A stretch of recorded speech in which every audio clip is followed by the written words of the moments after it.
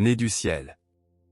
Dans un coin oublié des montagnes, où le vent chante comme un ruisseau et où les nuages reposent sur les sommets comme de doux manteaux de coton, vivait un vieux moine nommé Rizen. Personne ne savait d'où il venait, ni depuis combien de temps il était là. On disait seulement qu'un jour, il était apparu, marchant dans la brume, avec un sourire aux lèvres et les yeux remplis du ciel.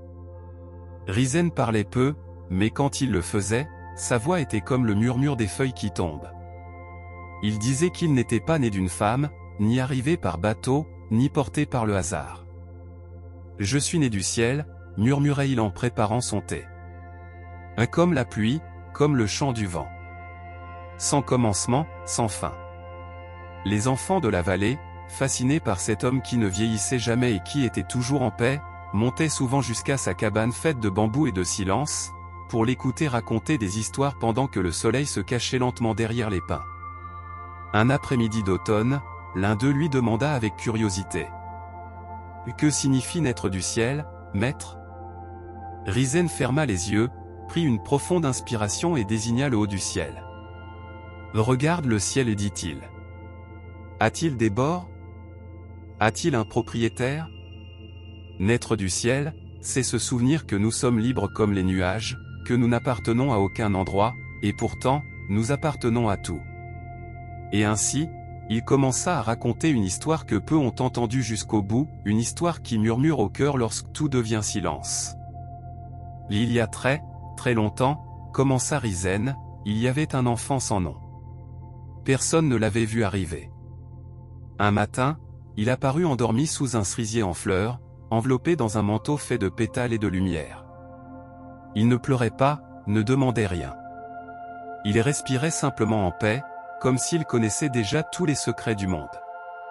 Les villageois, surpris, ne surent que faire de ce petit être qui ni parlait ni pleurait. Certains disaient qu'il était un esprit de la forêt.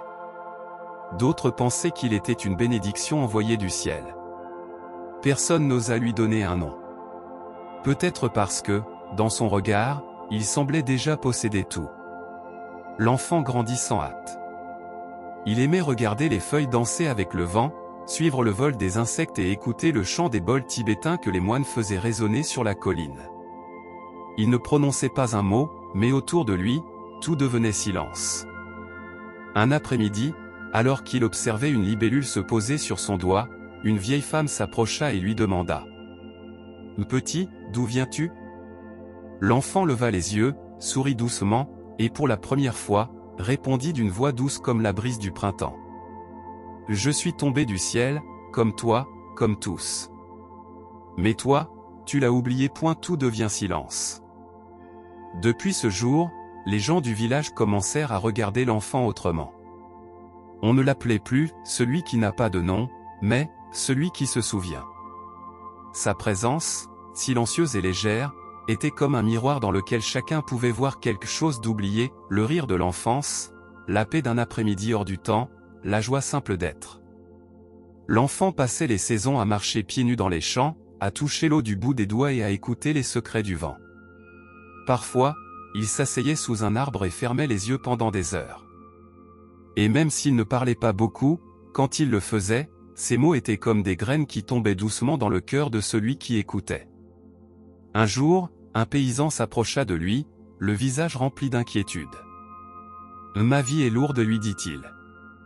Je travaille dur, et pourtant j'ai l'impression de ne pas avancer. Comment fais-tu pour vivre si léger ?»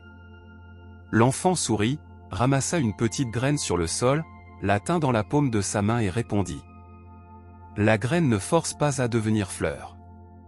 Elle tombe en silence, fait confiance à la terre, et laisse le ciel la réveiller. » Le paysan ne dit rien. Mais cette nuit-là, pour la première fois depuis de nombreuses années, il dormit profondément, comme si quelque chose en lui avait retrouvé le chemin du retour vers la maison. Avec le temps, l'enfant grandit, mais son essence resta inchangée. Il continuait à marcher lentement, observant chaque détail du monde comme si tout était nouveau. Là où il se trouvait, l'air semblait plus pur, et les pensées s'apaisaient, comme des feuilles flottant sur une eau calme. Un après-midi d'été, une jeune femme venue de très loin le trouva près de la rivière, ramassant des pierres lisses. Elle s'assit à côté de lui, fatigué intérieurement plus qu'extérieurement, et lui dit : « J'ai parcouru de nombreux chemins à la recherche de la paix, mais partout je trouve du bruit. Où est ce ciel dont tu parles ? Où se cache le calme ? » L'enfant lui tendit une pierre brillante, ronde comme la lune, et répondit d'une voix douce : « Le ciel n'est ni en haut, ni loin. Il habite là où tu cesses de courir. Dans le bol vide de tes mains, dans le souffle que tu ne forces pas, dans le silence entre tes pensées. Là, il est. Il a toujours été là. » La jeune femme ne répondit pas. Elle ferma simplement les yeux et prit une profonde inspiration. Pour la première fois depuis longtemps, elle ne ressentit pas le besoin de chercher autre chose. À ses côtés, l'enfant regardait le reflet du ciel dans l'eau, comme s'il ne formait qu'un seul être. Les saisons passaient, et avec elles changeaient les couleurs de la forêt. Mais l'enfant restait là, comme si le temps ne pouvait l'atteindre. Sous les bambous, dans la douce brume des matins, sa silhouette se dessinait à peine, telle une pensée qui n'a pas besoin de forme. Un matin, alors que les feuilles des bambous dansaient avec le vent, un vieux sage s'approcha de l'enfant. Il avançait lentement, appuyé sur un bâton de bois, les yeux remplis de questions accumulées. « Dis-moi, peut-il dit le vieil homme en s'asseyant près de lui.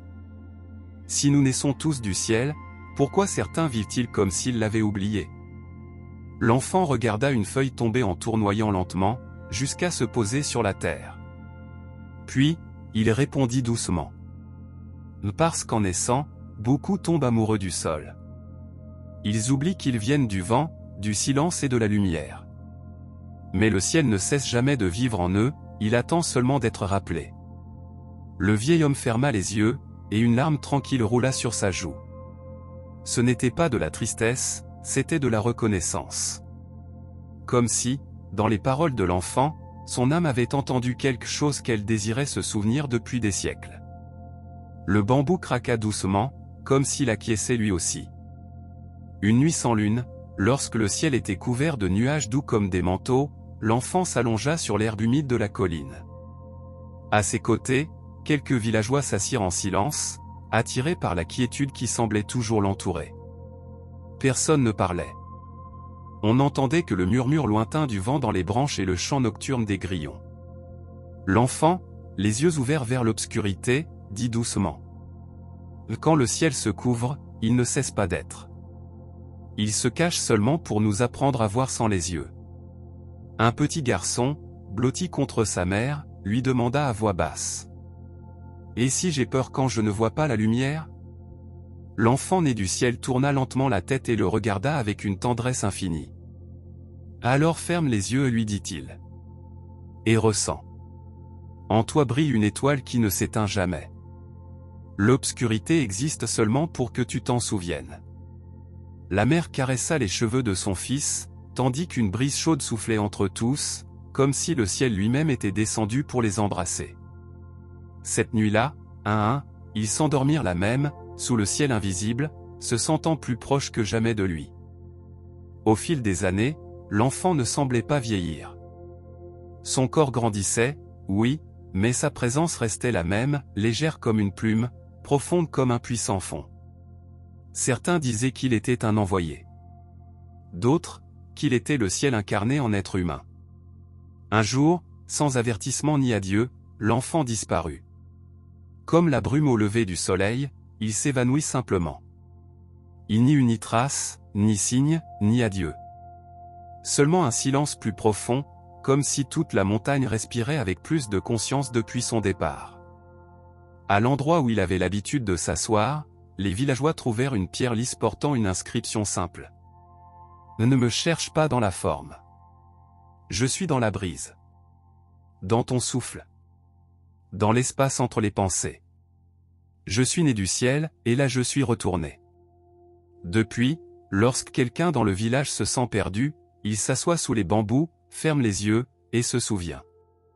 Pas de mots, pas d'image, juste un sentiment très profond, la certitude qu'ils n'ont jamais été seuls, car le ciel a toujours été en eux. Et en s'en souvenant, le cœur s'apaise, l'esprit se calme. Et tout reprend sa place. Ainsi, l'histoire de l'enfant né du ciel ne s'est pas achevée, elle a simplement changé de forme. On ne le voit plus avec les yeux, mais on le sent quand l'âme se calme. Sa voix demeure vivante dans chaque silence que l'on ose habiter, dans chaque regard qui ne juge pas, dans chaque geste né de l'amour inconditionnel. Certains s'en souviennent en voyant une fleur s'ouvrir sans effort. D'autres, en entendant le chant lointain d'un oiseau au petit matin. Mais tous, à un instant de quiétude, ont ressenti sa présence. Car il n'est pas venu enseigner par les mots, mais par sa manière d'être. Il n'a laissé aucun commandement, seulement des espaces où se reposer. Et dans les nuits tranquilles, lorsque le corps se relâche et que l'esprit cesse de courir, si tu écoutes attentivement, tu peux l'entendre. Comme un murmure qui naît du cœur des étoiles. Repose-toi, âme voyageuse. Tu es déjà chez toi. Le ciel n'est pas loin. Il a toujours été, en toi.